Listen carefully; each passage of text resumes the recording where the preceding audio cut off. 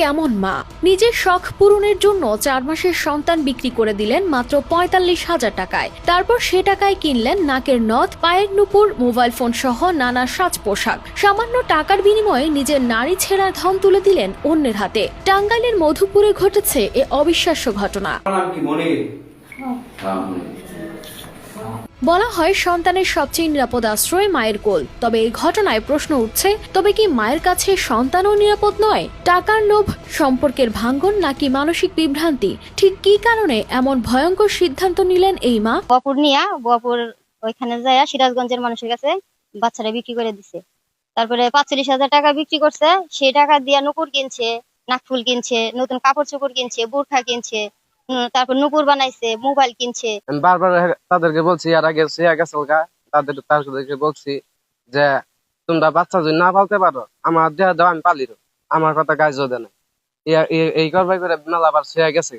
এখন আমার বাইশটা যদি ফিরে আইসে আবার ফিরে, আমি নিজেও কখনো করতে পারি না যে বাইশটা ফিরে যাবো। তখন আমার বাইশটা আইসে, আমার বাইশটা আমার নিজের পোলার না গাওয়াই দেখি। আমি মেয়েরা বিশ্বাস চাই, যারা যারা জড়িত আছে তাদের ব্যক্তির বিশ্বাস চাই।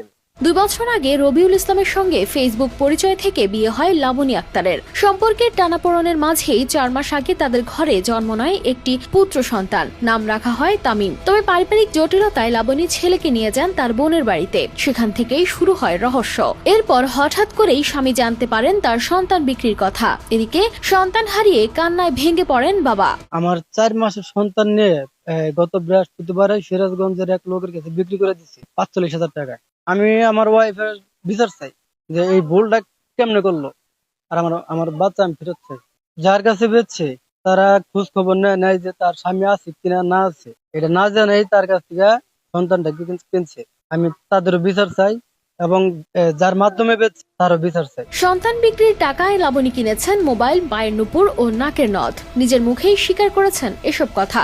আর এই ঘটনার পর পুরো এলাকায় ছড়িয়ে পড়ে চাঞ্চল্য। মানুষ ধিক্কার জানান, বিচার চান এমন মায়ের। মানুষ তো বাজারে বিক্রি করার জিনিস না। আমি এটুকু চাই যে জানি শাস্তি হয়, যারা জড়িত তারা জানি শাস্তি পায়। যে সন্তান বিক্রি করতে পারে, হ্যাঁ পূর্ণ করতে পারে। আমি ডাইনি ওই মহিলার বিচার চাই, আমার বাইশটা চাই। এদিকে অভিযোগ পাওয়ার পরই শিশুটিকে উদ্ধার করে পুলিশ। রাইত অভিযান করে আমরা বাচ্চাটাকে উদ্ধার করছি। আমরা পরে জানতে পারি যে সে 40,000 টাকার বিনিময়ে তার বাচ্চাটাকে বিক্রি করেছে। এটা মূলত প্রথমে অভাব বা তার কিছু শখ পূরণ করার জন্য। পরে সেই টাকা দিয়ে একটা মোবাইল কিনেছে, একটা নাকফুল কিনছে, তারপরে পায়ের নুপুর কিনছে, তার একটা শখ পূরণ করার জন্য। এখন সে অনুতপ্ত।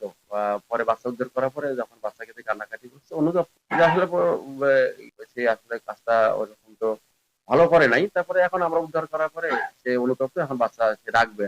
দেখি আমরা আইনগত কি ব্যবস্থা করা যায়, পরবর্তীতে আপনাদের আর বিষয়টা আরো বিস্তারিত জানাবো। এই ঘটনায় মায়ের উপযুক্ত শাস্তির দাবি পরিবার ও স্বজনদের।